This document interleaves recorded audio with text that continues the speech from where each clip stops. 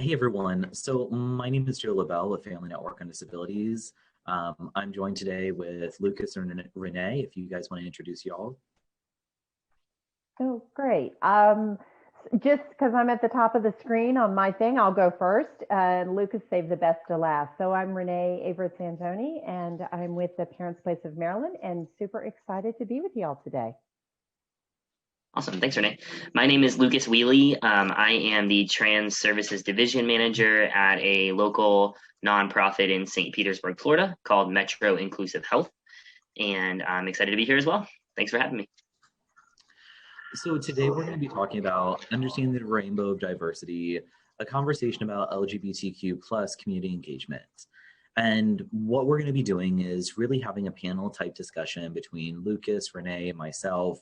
We all come from different backgrounds, different experiences, different walks of life to be able to bring kind of a lens of this community and talk about some of the issues that we face in ways that we can have some really authentic outreach and be more mindful inside of our own practices as we work inside of parent centers. So as we go through, we're going to look at LGBTQ history, organizational culture, working with families and youth, authentic outreach, and then a couple of national resources to be able to refer to get you all started.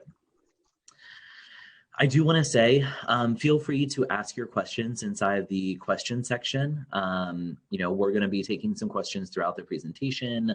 We're also hoping to have time for question and answers at the end, but we have a lot of really great dialogue and we want to make sure we don't miss your questions. So feel free to add them into that question section or into the chat function, and we'll be monitoring that.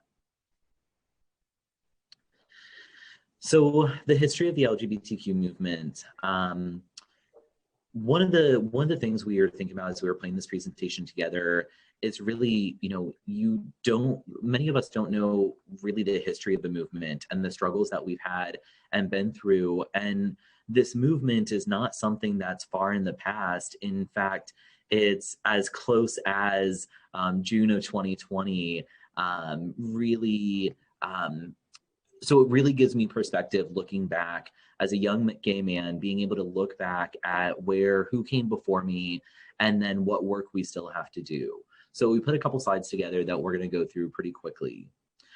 And for most of the 21st century, being gay, being trans, being a part of this community has been seen as a joke in media throughout movies, television shows, all kinds of different areas. So that's kind of the premise a lot of people are coming with when they've seen gay characters on TV, inside of cinema and movies. Now, one of the biggest things that kicked off the LGBTQ plus movement was the Stonewall riots. There were a couple smaller events before that, but this was really the catalyst that started gay rights throughout the country and started a movement of who we are as people and how we're going to be obtaining equal rights, right? So it was in June 28th, 1969, police raided the Stonewall Inn in New York City, which led to a multi-day riot propelled by LGBTQ community and push us into the public spotlight. This was actually started by trans women of color. It was joined by the Black Panther Party. It was joined by community members across different boroughs in New York City.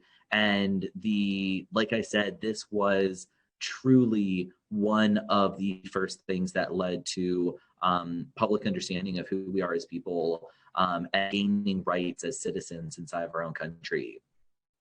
Fast forwarding, being gay would have landed you in jail up until the 1970s. And this was actually interesting that I found out. It was not fully decriminalized in the United States to be gay until 2003. Which blew my mind. Many states had decriminalized it across the country, but nationwide, and Florida was one of those states that decriminalized in 2003. Marriage equality. Marriage equality came in June 26, 2015. And I remember I was in Tallahassee when this happened, and it was a cold day up there. I'm looking away because I'm trying not to cry. Many counties across Florida had said they're challenging it. They're not upholding the U.S. Supreme Court laws. And so they weren't issuing marriage licenses. Many counties stopped issuing marriage licenses to heterosexual couples because they were that vehemently against LGBT couples getting married. And so the mayor of Tallahassee had said, come to Leon County, wherever you're from, come to Leon County and we will marry you. So I got one of those big, huge industrial size coffee containers. I made a bunch of coffee and just went to the courthouse and saw people get married. And it was one of the first times in my history that I got to see my government recognize me for me and really say that they validate who I am. And it was one of the most amazing experiences I've had as a young gay man in everything I've done in our community. Then in June 15th, 2020, we gained LGBTQ workplace protections on a federal level, which was absolutely astonishing and really powerful. I'm going to go into the next slide. Lucas, would you want to go over some of these points? Sure. Hello, everyone. So some of the differences to the reason why we have the transgender movement and a trans history timeline separate than the LGBTQ plus timeline in general is because although we have had major movements in the LGBTQ plus movement, such as trans women of color actually starting the Stonewall riots, but there are very different issues that we face based on gender discrimination and why and how gender really affects everything that you do and interact with individuals a little differently than who you're in a relationship with or who you are attracted to, right? So in 1975, trans protections in Minneapolis, excuse me, became the first city to pass a law prohibiting a discrimination against transgender people. In 93, first state protections in Minnesota became the first state to extend protections against discrimination to trans people. 2001 in Rhode Island, they became the second state to include trans people in a non-discrimination law, and that the law that Joe was talking about a minute ago that was passed in this year in July was actually up until that moment, we still had only 20 states plus DC, so like 21 places in the United States that did have federal protection, or statewide protections for the LGBTQ plus community, stating that we couldn't be fired or discriminated against on job or in the workplace based on our LGBTQ plus identity. Okay, so more than half the country, it was still legal to do that until July of this year. Okay. 2005, California banned insurance discrimination against trans patients. We're still fighting this federally on a federal level, so we don't have federal protections for the trans community in healthcare. In 2013, there was a change to the American Psychiatric Association. They removed what we're diagnosed with from gender identity disorder to gender dysphoria.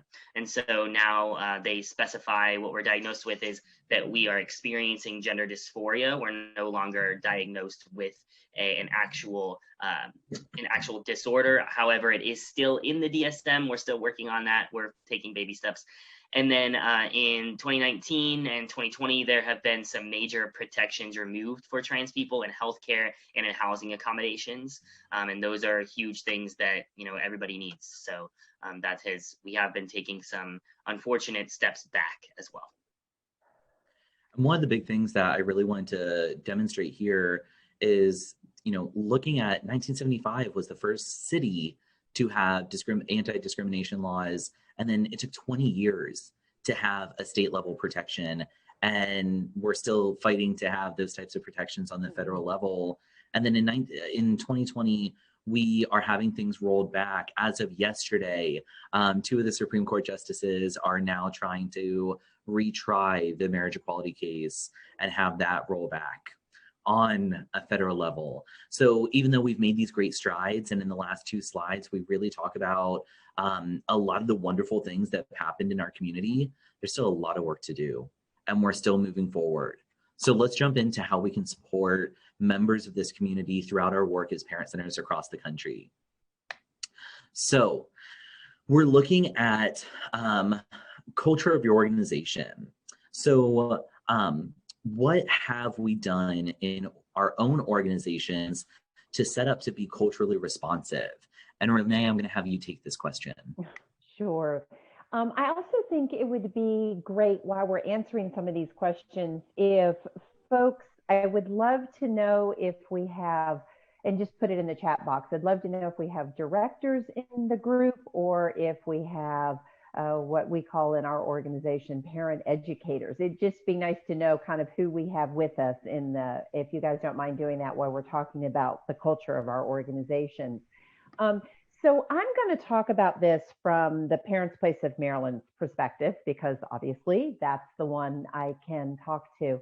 And I think the piece that we've done at the Parents Place of Maryland is, so I'm new to the Parents Place of Maryland. So I took over 3 years ago as the executive director. And, you know, full disclosure, I've been in parent center world for a really long time. Been doing this for about 30 years. And one of the pieces that I recognized when I came to the Parents Place of Maryland as the culture and making sure our organization was being culturally responsive is I had to really listen to what my partners were saying about the organization, right? And a lot of times parent centers were started, you know, 30 years ago, which is where PPMD was, and they were really started by moms, typically middle class white moms, right? That really were fire in the belly, and we all stand on the shoulders of them, and myself included, and just big, huge thank you to all of them. But our families look different now. They really look different. And so I really had to look at what's the culture of my organization and how does the community look at us at as Parents Place of Maryland. And so what folks said about us, while we were great, we weren't necessarily seen as that organization that, you know, someone of color might be comfortable coming to us, or someone who was of, you know, the LGBTQ plus community, right? So we really had to look at what were those pieces. And some of the first, you know, things that one is you got to look at yourself, and you got to look in the mirror and have those conversations with that. And then, you know, really doing the work internally first. So that's really kind of where we are right now in Parents Place of Maryland. And then we'll talk more about kind of the concrete pieces, but just really, and I really had to work hard of having those really difficult, hard conversations of what is our culture, what do we want our culture to be, and that there was lots of buy-in amongst the staff so that we are really walking that walk that we're all talking about. So those were some of the pieces that we've kind of, that I've been working on for the last 3 years with my staff. Now, I know that, you know, I'm going to talk on behalf of FND. We're the PTI in the state of Florida. And what have we done in our own organization to set up culturally, for us to be culturally responsive? And in what ways do we have representation of this community in our own organization? And really, I mean, I'm going to echo a lot of what Rene had said in the fact that our families look different, and the folks that we're serving, we really had to take a step back and say, okay, great, you know, this is what we've been doing, and now how can we expand that to all families across the board? You know, not just reaching out to Hispanic families, not just reaching out to African American families, not putting folks in specific groups and bubbles and boxes and everything else, but how are we going to make that, you know, authentic outreach and, you know, have that be a part of our plan? So part of what we had done is really look at our staff, and we had started having that conversation around our hiring practices and, you know, making that intentional. And, you know, we have a number of staff members and board members who are a part of this community. We frequently work with partners in the community who are part of this community and doing outreach events. And then just like we're doing right now, we want to spread awareness inside of our own community, inside the parent centers, about, you know, how we can do better outreach to folks inside of this community. So I think it's been a lot of those conversations internally that have helped lead the way for some of those additional things. So Lucas, this next one's for you. How do we talk about gender language in our organization? How to navigate pronouns and accountability in a way that lifts one another up? Yeah, that's a great question. So a lot of us aren't used to talking about gender and about pronouns on a daily basis. That's my job, so I am. So I'll give you the quick caveat that, you know, it might seem like this comes very easy to me, but I've done this for 10 years and immersed myself in this community for 10 years. So I'm used to this. I'm adjusted to this. It does take an adjustment for other people and other communities, especially people who are not working within LGBTQ+ organizations or communities on a daily basis, right? So for example, I don't think you can see it on mine right now because my name is long with the presenter and everything on it, but I do have my pronouns on all of my like Zooms and GoToMeeting names. So it actually says Lucas, and then in parentheses it says he, him, or something like that. And so what I do is I usually introduce myself as well with my pronouns. So a typical introduction that I would give is, hi, my name is Lucas. I use he, him, his pronouns. And that way you know how to refer to me and you're not assuming, and I'm not making you assume or ask, because it could be a little uncomfortable, right?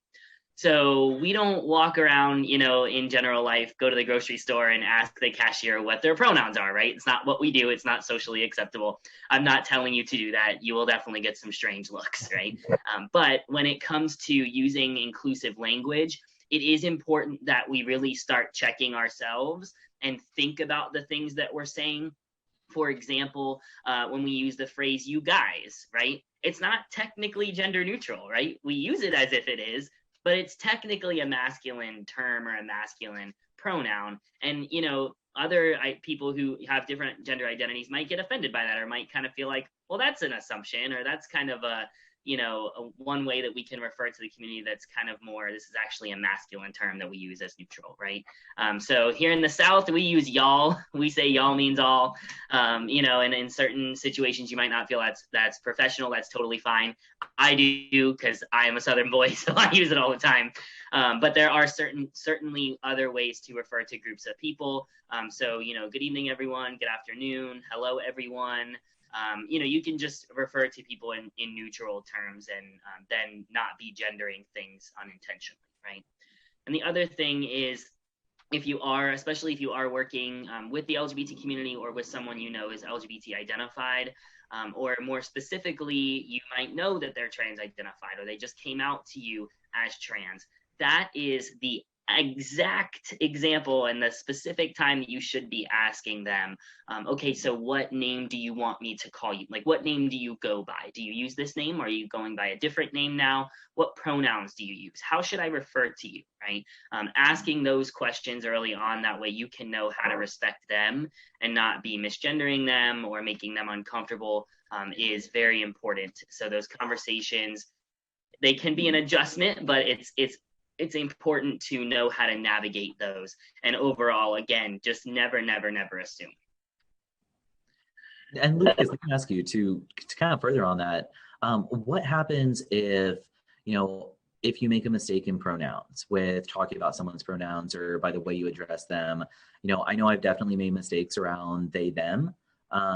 When someone identifies with those pronouns, you know, is it super harmful? Should I go apologize? You know, what do I do? I feel so bad every time I do it. Yeah, that's a great question. And it certainly happens a lot, right? I always joke with people that I misgender my dad, right? It's not that I've ever known my dad as a woman. He was never a woman. I just talk fast, right? And I switch quickly from talking about my sisters and my mom, and then I say she sometimes. So we all misspeak. It's not necessarily that we're even misgendering someone or you know, referring to them as a different pronoun. we just misspeak sometimes. So the more natural you can make it, the slip up, and the quicker you can correct it and move on, the better. There are people who certainly want you to apologize. There are people who teach apologize and move on. There are other people that say don't apologize because it makes that person feel guilty. That's just who they are, and they shouldn't feel bad that you are kind of struggling with that. It's not, don't make it about yourself, right? So that's the other number one thing, is to not make it about you, not make a big deal out of it, because you don't want to draw more attention to the person and to the misgendering itself. And then just do your best not to do it again. You really sometimes, especially when you're adjusting to a friend, a coworker, a colleague who just changed pronouns, has new pronouns that you're adjusting to, you really got to put them right up here. You got to have them right, like a sticky note on your forehead, and really think about those until you're used to them. But it's important that you do that because you want to respect them. And it is seen as an act of disrespect if you're not doing everything you can to respect their new pronouns. Absolutely. Yeah. So Lucas, this next, did you have something, Rene? Well, I was going to, yeah, if you don't mind. So Lucas, I really appreciate both when we were working on this, this is a struggle. It's not a struggle to do it because it's the right thing to do, right? Because we really do want to talk about being culturally responsive, and we want to know that we want all of our families to know that they're always welcome, right? Regardless, right? But the piece that where we are in this journey at the Parents' Place of Maryland, so being really authentic and being really transparent, right, is this piece of and so you've helped me a lot, Lucas, so I just needed you to know that, is this piece of making sure that we are understanding the why, right, and that we're being authentic about doing it, right? So we are actually having this conversation around leaderships, around adding the pronouns to our email signatures, right? Awesome. So that it's just another way of, so like when you look at our website at PPMD, you see, I want everybody to know that they are welcome, right? If all they ever see is my website, are they welcome, right? Absolutely. Yep. Our materials, if they see my materials, they know that they're welcome, right? They're not mine, but talk about pronouns, right? I get myself, I put PPMD and myself together, right? Which No, that makes sense. All right. Happens a lot of times, unfortunately. But it's this piece of, I didn't want to arbitrarily say to my staff, this is what you're going to start doing now in your email signature, right? Because I don't want anything to appear disingenuous. I really want to know the why, and I really want to be able to advance the mission of our organization, the mission of inclusivity. And so this just really helped me to go, okay, I feel like you validated me that I'm on the right path. And I think today, part of this, Joe and Lucas, please correct me, but we really want people to also come away going, okay, here are some things that I can begin to do to really take that next level of how are we being inclusive, right? And, we're going to talk a little bit more about, this piece of, some really statistics that are kind of disturbing and alarming in the LGBTQ community, which are less than, they're not very uplifting by any stretch of the imagination. So I just wanted to pause for a second and just say thank you for helping me, because I've been and I think that's the piece, is we need to be honest about our struggle, right? And we don't have all the answers, right? And that's okay too. So thank you.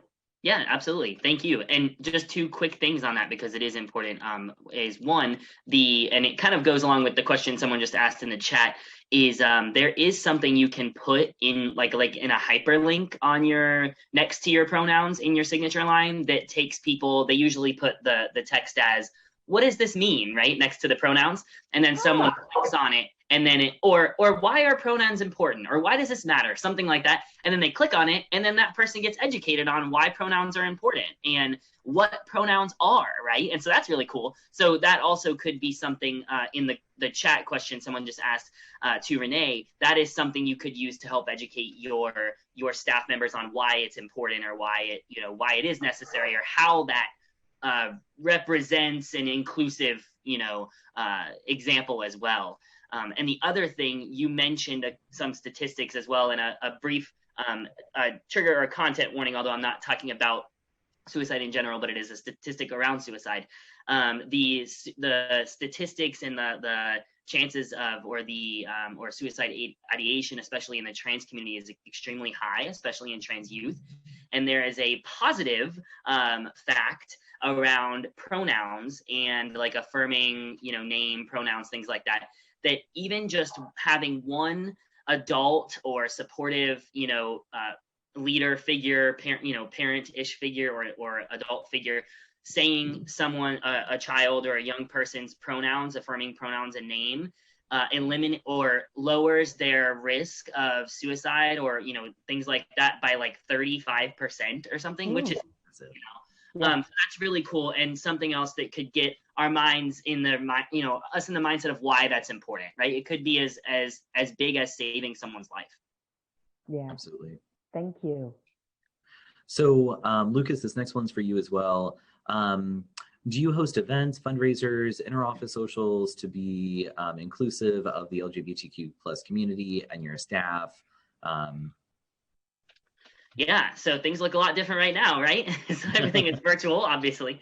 But I actually started at Metro in the programs department, and I still do programs and facilitate some support groups and things like that. So one way that we always make sure that things are inclusive of everyone, and especially pronouns, things like that, and everyone's being referred to by their affirming name, pronouns, etc., is we'll have name tags, we'll have pronoun stickers, pronoun buttons, things like that right now aren't available. We usually even have them on the health center side when people come in as patients, or community center side as groups. But right now, due to COVID, we've eliminated that at the moment, but we usually have those, and those help staff members too, right? So it helps the staff to have a little, reminder that, oh, that's this person's pronouns, especially if they don't know that person. And so it really is a positive thing for everyone. It's kind of a little guidance, a little cheat sheet that helps everybody.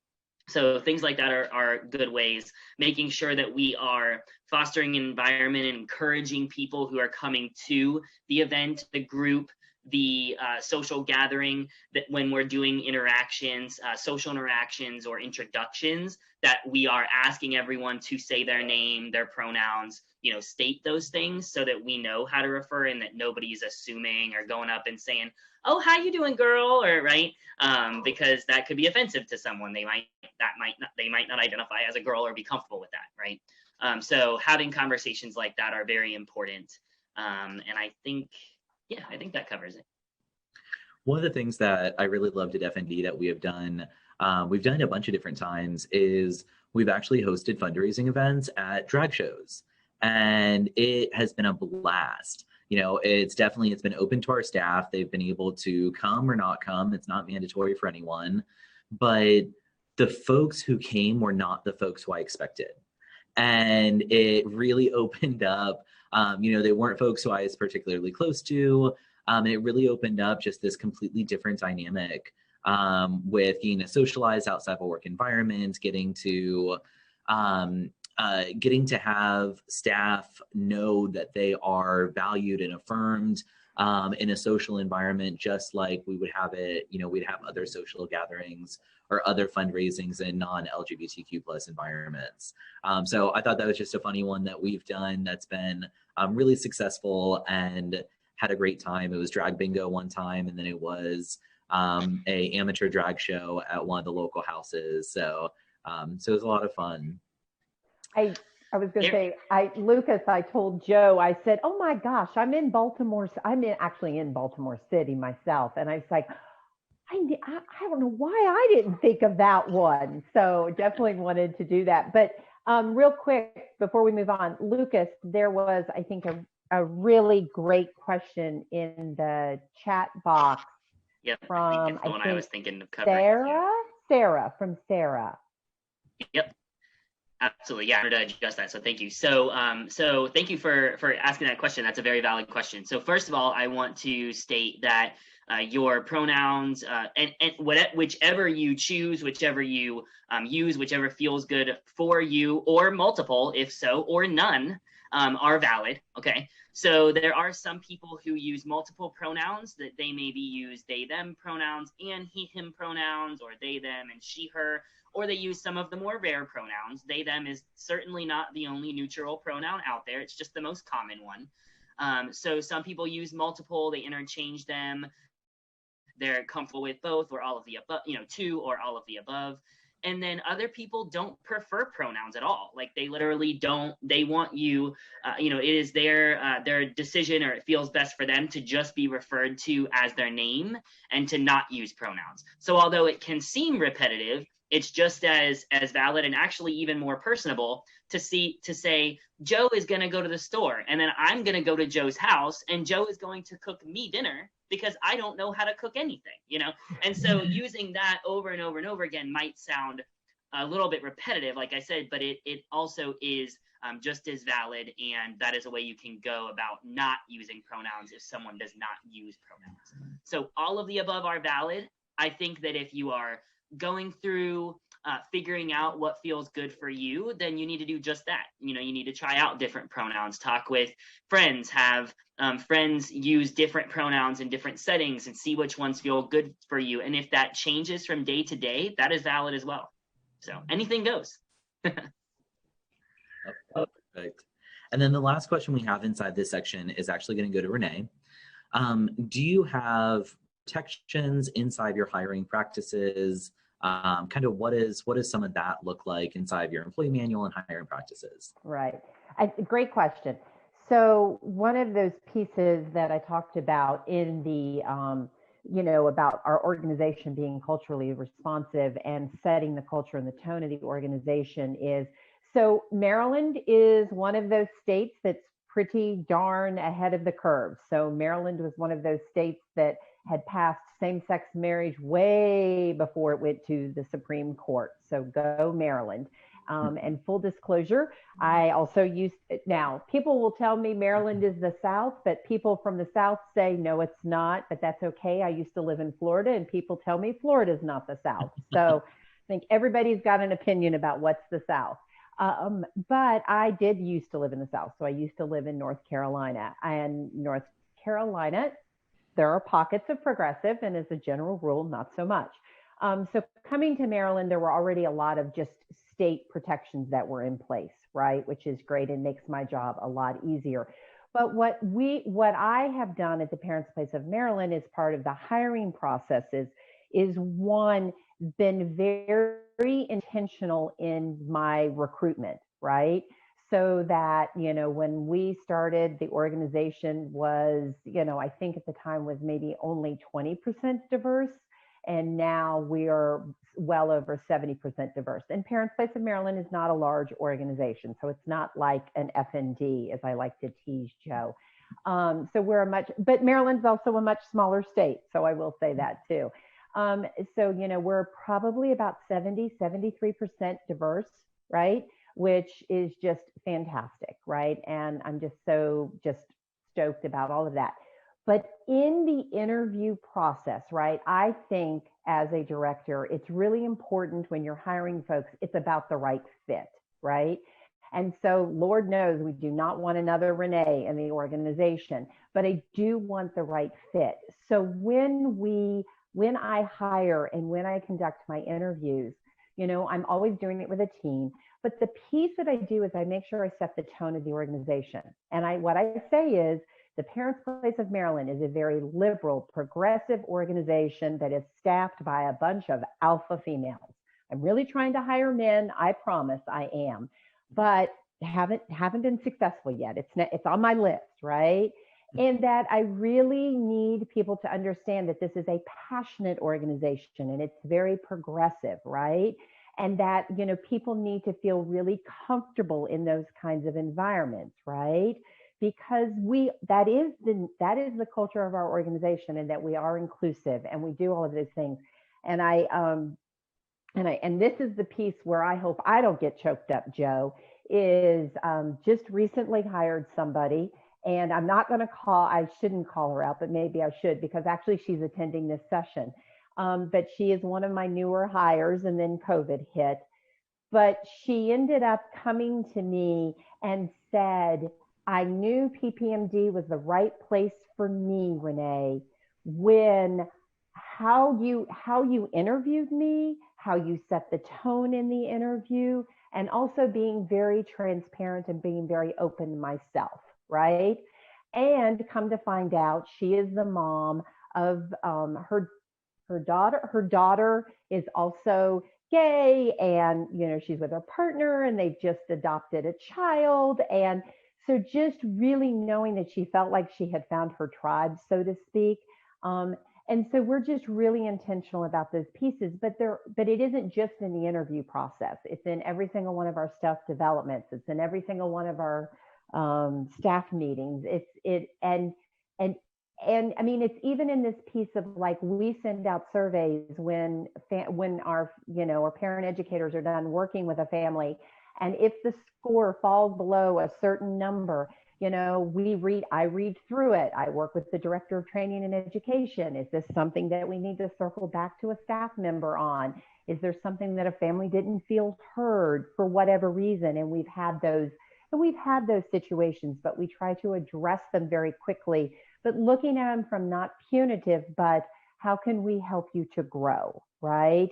Because again, we want you to fit into the culture of the organization and the mission of our organization. So, so we're very intentional and very clear about, just what it kind of takes to be a PPMD staff member.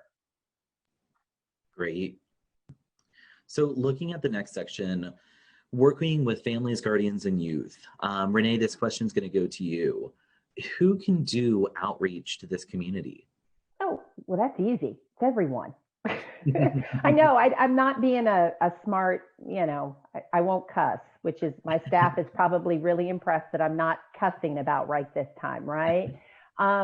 But the reality is everybody can do it, right? I mean, if we sit and say, I can't outreach authentically to the Spanish community because I don't speak Spanish, then we've got to all figure it out. And we've had this conversation.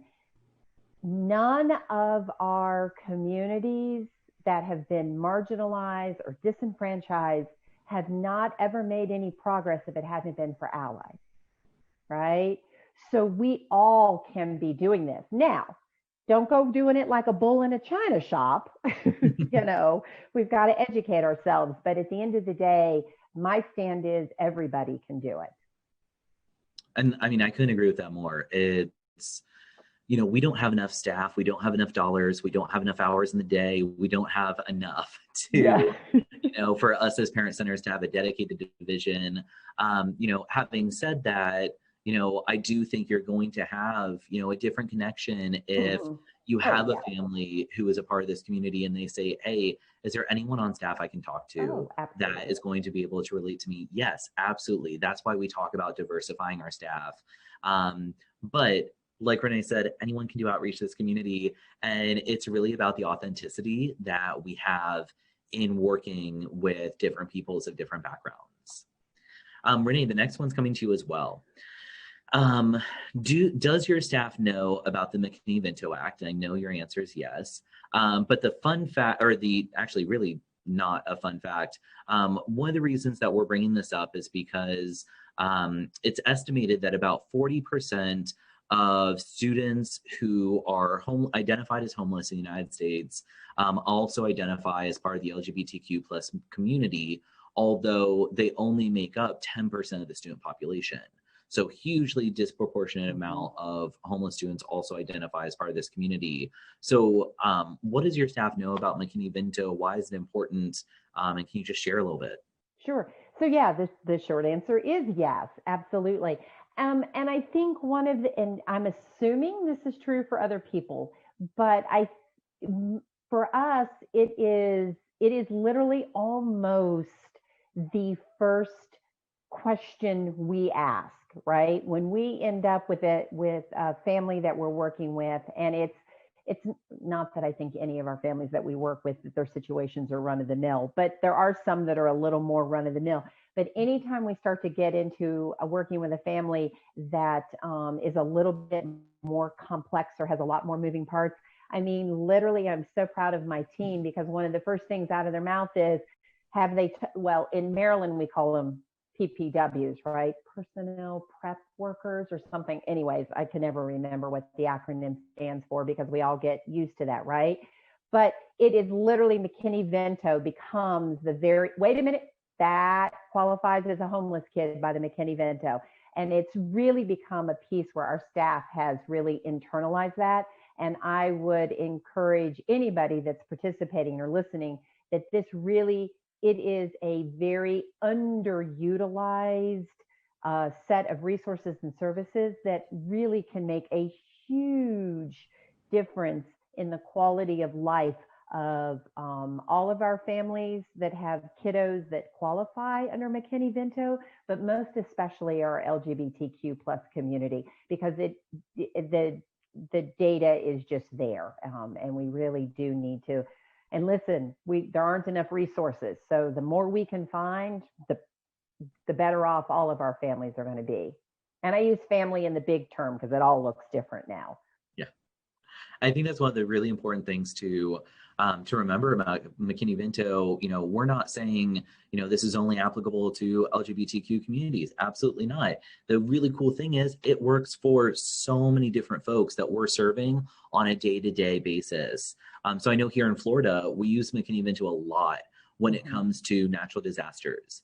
After Maria, we had a lot of folks come in from Puerto Rico. We've had a lot of folks annually that leave Florida or that come into Florida or just move around inside the state because different parts are being affected by different areas. So our staff is really well versed in this, but I'll be really honest, they are not as well versed in how this can apply to the LGBTQ community and the disproportionate way that this community does find themselves in the situation of being homeless. So that's one thing I'm going to be doing with my staff, is working on them with staff development on educating around this topic specifically. And then the last question side of this section, this is going to go to Lucas. How would your frontline staff handle a student coming out to them? Yeah, that's a great question. So something that, there's a few steps that I usually recommend when someone comes out. And the first one is, you know, be supportive, like listen, you know, be supportive, show that you care, right? So that can look like a lot of different things, but what you want to do kind of first is validate I hate to use the word courage, but validate, you know, how much it took for them to tell you this, to come out to you, right? Because that can be really tough for people. It can cause a lot of anxiety. And if you were to say something dismissive, even though you think it's, you know, supportive, like, oh, I already knew, or, oh, I kind of figured, it really kind of takes away from the strength and, you know, and the courage it took them to get up the courage to tell that to you and to have that conversation. A lot of fear and a lot of anxiety comes around that. So the other thing is to know when and where it is know if it is confidential, and know when and where they are out, right? So if it is an LGB person, know, you know, if they have a partner or partners, when it's okay to talk about them and in what settings, who knows. If it's a trans person, knowing when, in what settings they are out and using new name, new pronouns or not, right? Because if they're not out to their family due to fear of rejection or safety concerns, it could be problematic if you actually support them and they're using their affirming name and pronouns in front of them, right? The irony there. So making sure you know all of that information is key right away, right? And that'll probably change over time as well. And then providing them support and resources. Sometimes there might be a person who recently came out who is really looking to go find community, right? To go find a support group or to attend a pride event or any of the above, but they don't want to go by themselves. You can certainly go with them. Most places are open, to allies going, supporting them, especially if they're family members, friends, etc. So ask them, hey, can I go to a support group with you, or can I go to a social meeting with you? Can I find you a group to go to? And if you'd like, I can take you and go with you. Things like that would really eliminate a lot of that anxiety around going and meeting new people, being new to a community that you've never been involved in before, and can really help with their mental health. Wonderful, wonderful. Well, and Joe, if I could real quick follow up on that. So Lucas, those are fantastic suggestions, particularly as more and more of us are doing more and more work with young people, right?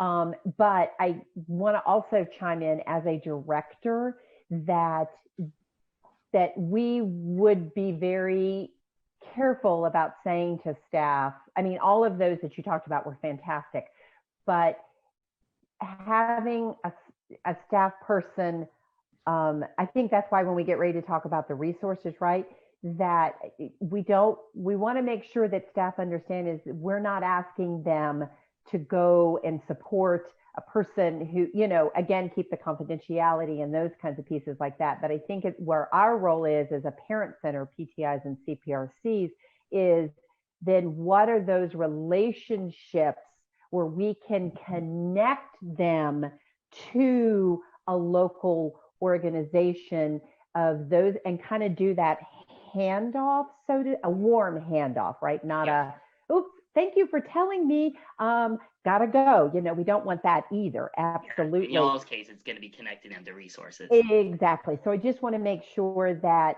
we're really about the connecting to those resources, which, because I don't want folks to leave here and go, oh my gosh, you mean we got to do this?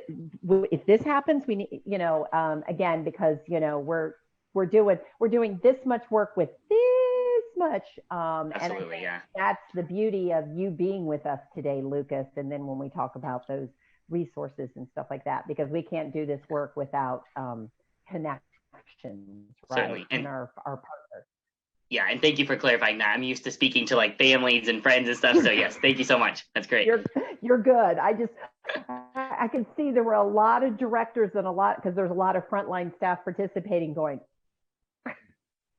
like, how am I going to get that done? One of the things I also think about with staff is, we hire a staff with a multitude of different, personal beliefs and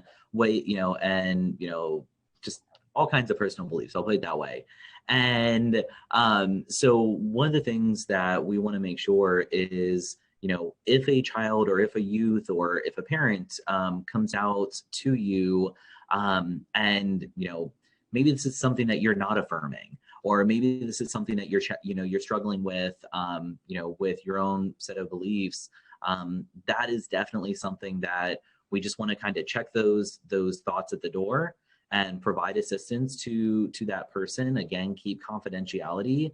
And if this is something that you just, are not able to, talk about, or, definitely find someone in your organization that you can hand off to who is going to feel more comfortable in the situation.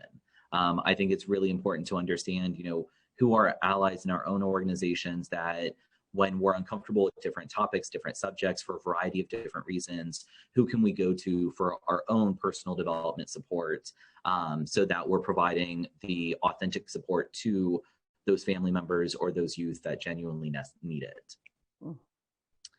And then going into authentic outreach. So looking at these questions, let me get back to my notes. So Rene, the first question is coming to you. Is this group part of your outreach practices? So the short answer is yes, but it's in a more informal way, right? Because, they are, as we get these calls and as we do this work, right? We definitely know our partners and we reach out to them. So yes, but we're doing it more informal. formally, because it is, again, it's part of that extending our reach piece, which also kind of selfishly why I agreed to be part of this, because I was kind of going, ooh, how can I do this better, right? So yes, we do this work as well. And this group is definitely part of our outreach. And I would say at FND, you know, this group is written into all of our grants. It's written into all of our activities of ways that we're going to do outreach to this community. And, you know, very luckily in South Florida, we have one of the largest LGBTQ communities, Wilton Manors in Fort Lauderdale, one of the largest in the country. And, you know, we've been able to host outreach events with members of this community. We've partnered with other LGBTQ organizations, community-based organizations, but there's always ways to work more with this community. There's always other ways to find different avenues. And now that we are all virtual for the time being, it's a great way for us to have panel conversations, to have dialogue, to have small support groups, to, you know, just have a variety of different options where maybe distance would have made that a little bit more difficult. But now we're being able to have a little bit more creativity in the way that we execute some of our activities, and including this community inside of them. And then Rene, the next question's for you as well. What work have you done or could we do to reach parents, guardians, and youth who are part of this community?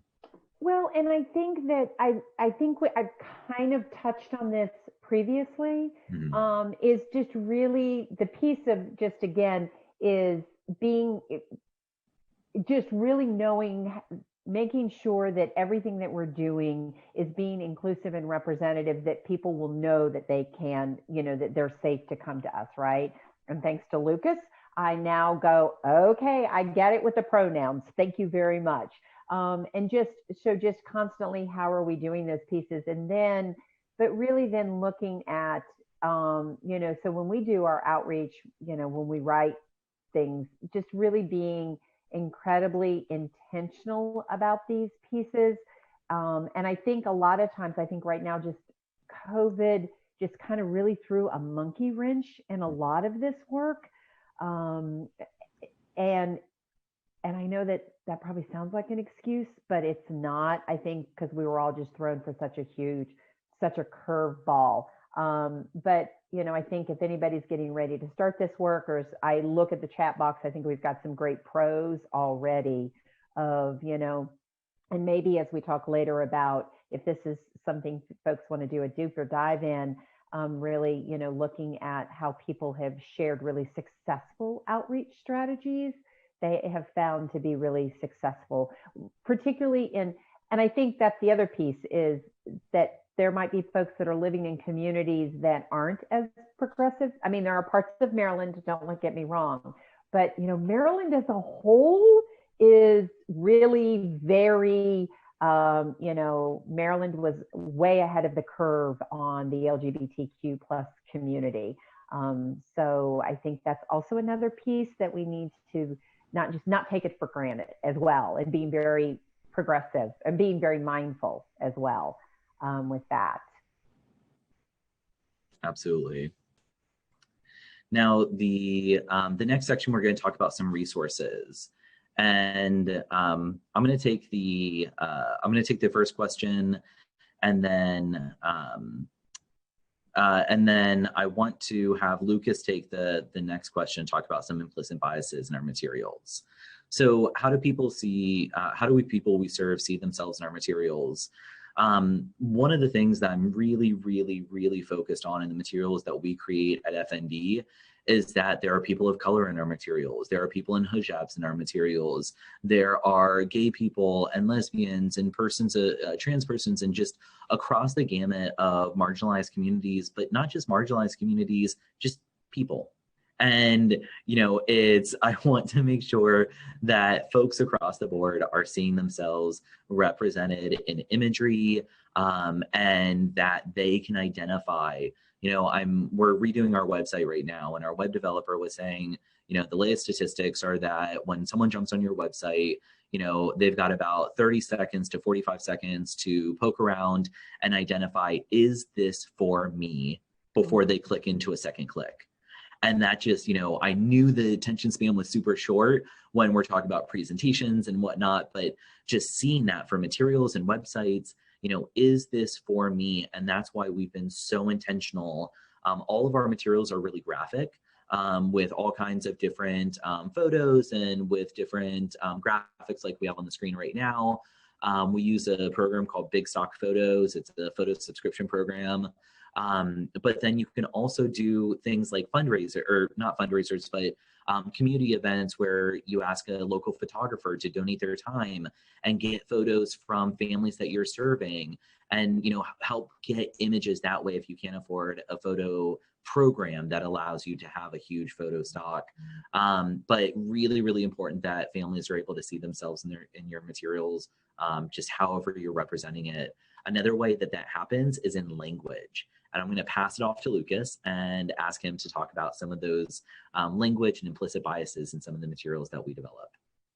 Absolutely. And I do want to say, the slide before this, or maybe the slide before that, had perfect examples of diverse representation, right? And that one too, look at that. I mean, there's great photos in these, and there was one earlier that showed LGBTQ plus representation. So all of those things are very important, right? So all different types of people, and including relationships and gender identities, et cetera. So the implicit bias that he's discussing, and talking about, goes back to similar to what we were talking about earlier around gendered language and things too, right? So we don't want to have something talking about people in general and using he pronouns, right? As if everybody is male, right? Things like that. We don't want to, we never want the default, or, to go to masculine, right? That is not a neutral term. Those are not neutral pronouns, and we really need to get away from that, right? Something else is making sure that, like Joe said, the people who are going to be seeing these materials, they see themselves in these materials. So for example, we, at my organization, I serve the LGBTQ plus community. And we had to take a step back, a couple years ago and say, why are all of our photos and our materials so whitewashed? They're made white people. They really are, and a lot of that had to do with stock photos and things like Joe's saying, but there are ways that we can fix that, right? So if we were looking at our population, and in my department, I only have 10%, we're struggling reaching Black trans women. So we only have 10% of our clients identify as Black, of our trans clients. That's a problem. That means we're not reaching a whole population that is out there.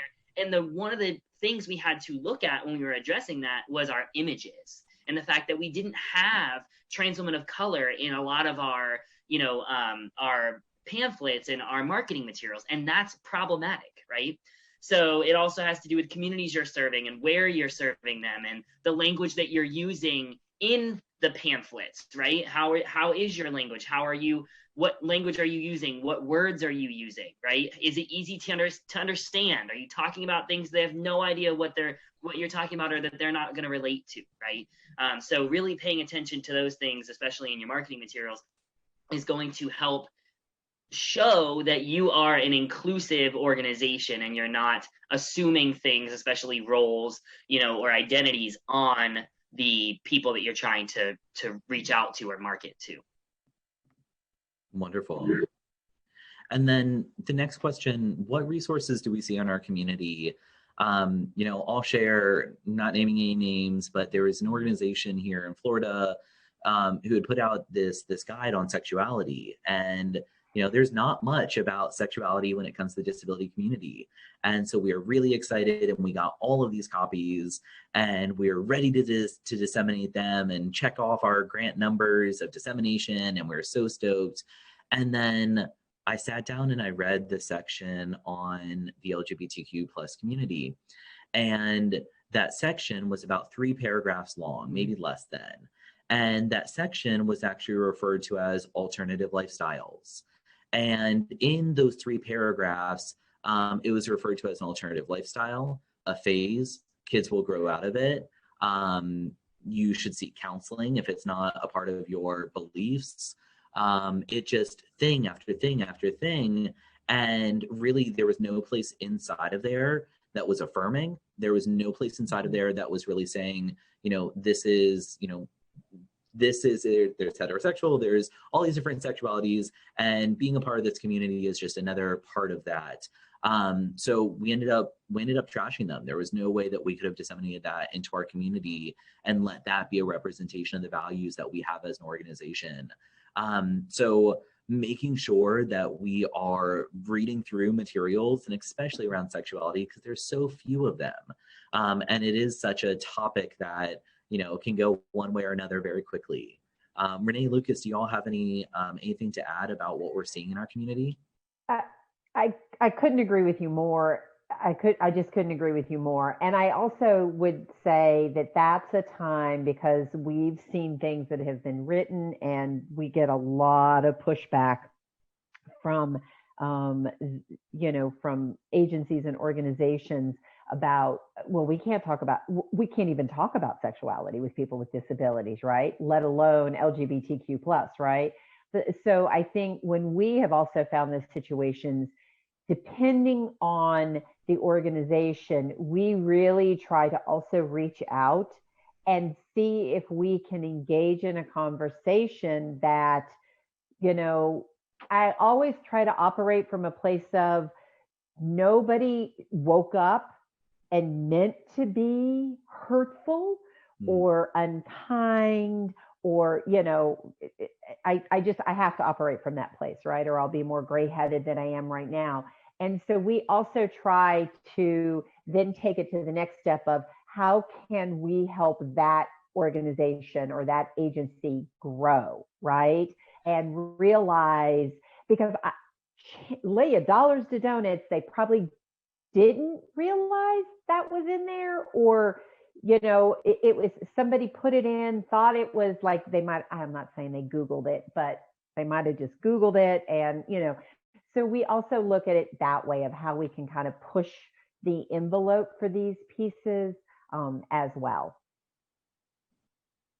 Yeah, and I think that Rene hit the nail on the head earlier when, she was mentioning about the vetting the resources. I think that's super important. I'm sure that you all have tons of things, in working with the communities that you work for, that you have to vet things, right? And that. And so it goes the same, when we're talking about the LGBTQ plus community, especially the terminology and stuff. And there are great resources out there that already exist. You don't have to reinvent the wheel, but vet them. Before I give a literature pamphlet to someone, I read every single word. And if I'm not okay with one word in that pamphlet, I don't give it out. I am that particular about it, but there are ones that I love every single word in it, and that's great. So I use it. I don't have to write the book, right? It's great. I think that goes really well into our the next point we want to go over. I want to briefly just introduce PFLAG and GLSEN, which are two national organizations that we can definitely pull resources from. They have different chapters throughout the country. Some are more active than others, but these are some trusted resources that we wanted to just make you all aware of. Lucas, do you want to talk about PFLAG just a little bit? Yeah, so PFLAG used to stand for Parents, Friends, Family, Friends of Lesbians and Gays. Obviously, that's not the most inclusive terminology anymore. And so what they did was, since it's been around since I think it was the 60s, they kept the name PFLAG because it's been around for so long. But it's now just PFLAG because it's always been known as PFLAG. It's no longer an acronym. So it's Parents, Families, Friends of the LGBTQ plus community. Okay. So basically, anybody who is LGBTQ plus identified, parents, friends, families, supporters, allies can come to PFLAG meetings or be involved, okay? I'm a director and founder for St. Pete PFLAG. We've been going for, I think, 3 years now. I was a former director for Tampa PFLAG. There are chapters everywhere. You can look here and find those, which is where Joe is on right now. Most are virtual right now.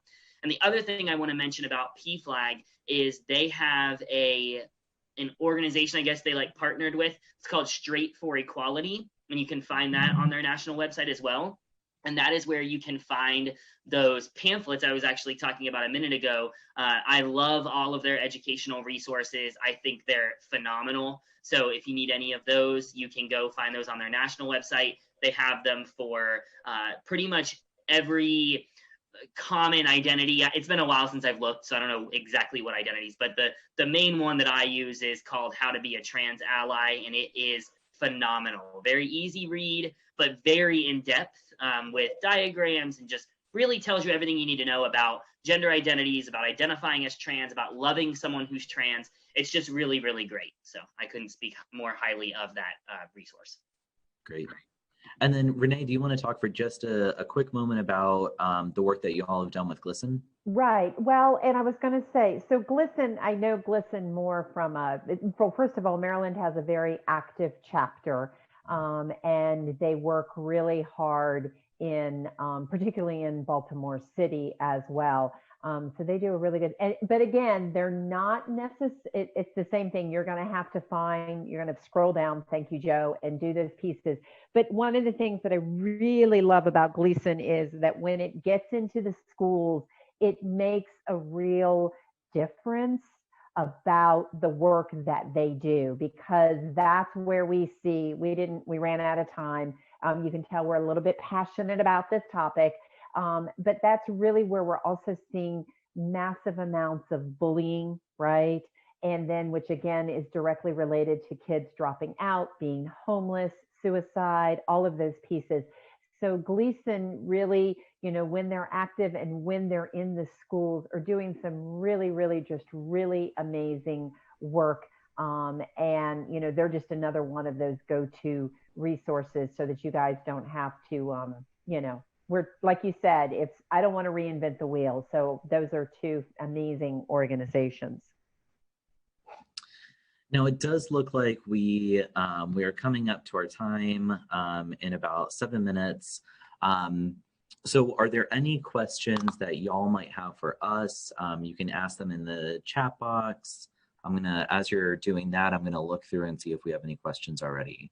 Well, I was going to say there is one, Joe, and I thought this might be a Lucas question. Throwing him under the bus. No, I'm not throwing you under the bus, Lucas, but you do such a good job. Beth from Formed Families Forward, who works with our formed kinship adoptive families. They're a great CPRC in Northern Virginia. Really had a great question around LGBTQ kids in foster care when there are conservative foster parents. I'm paraphrasing Beth. I did see that, and I pulled it up right now. Thank you. Okay, good. I meant to say something about that as well. Thank you so much for circling back. Oh, sure. So actually, I do have a little bit of experience working with kids in the foster care system in my role, and LGBTQ plus specific. And so what I'm finding, and this is just my experience, is at least in my area, I'm in St. Petersburg, Florida, so the Tampa Bay area. Metro, my organization, is getting quite pretty known, and actually judges are even saying, send this kid to Metro for counseling, right? They're LGBT affirming, and that will help with A, B, and C, right? So I've been getting a lot of calls recently from guardian ad litems, advocates, legal people, I don't know the correct terminology, it's different people that call every time, who work with kids in the foster care system, who are actually advocating on their behalf and saying, hey, we're looking for resources for this LGBTQ plus youth in the foster care system. Can we send them there? What do you have? And then we connect them to all these resources and everything. And they're doing their due diligence to get them into families that are LGBT affirming. They might be doing trainings. I do trainings for anyone, so I could do it for organizations like that as well. So that's really cool. I can't speak to, other areas. Obviously, my organization isn't national, so I'm not sure. But I am seeing a positive shift in that, and something that, you could do, or you could, talk to those families if they are not willing or not necessarily where they need to be to accept that student or that child, is to get them to a PFLAG group would be great. or if they're specifically trans, we have, some places have transparent support groups. I have transparent support groups. I forgot for a second, I'm not talking to people specifically in my area. So there are things like that that you might be able to find in your area as well that are specifically for parents of trans individuals. But like I said, like we mentioned earlier, PFLAG groups are everywhere, and that would be the one that I recommend the most, especially as an overarching for anybody in the community. Well, and I had typed it, thank you, Lucas, and I typed into Jen because of where DC, Maryland, and Northern Virginia kind of all, the families do this. I also had said she was more than welcome to reach out to us at PPMD and that we would see what we could also do to support. But I wanted you to chime in on that, Lucas. So thank you. Yeah, teamwork. Yeah, it's great to see that more places are finding that, beneficial and making that, coming around and being more progressive. So yeah. Well, then I think that's a great segue, Rene. If you have any other questions, please feel free to reach out to Rene or myself inside the Parent Center Network. If you want to connect with us, Lucas's information is on Whova. But then we really encourage you, if you want to have these deeper dives and deeper conversations around topics inside this community, reach out to your TA provider. That is absolutely something that they're going to be able to provide and set up. I'm more than happy to be involved in those conversations and continue forward with this. I'm so excited that everyone has been on this call today. And it looks like we're just coming up to our time now. So I want to thank everyone for being here.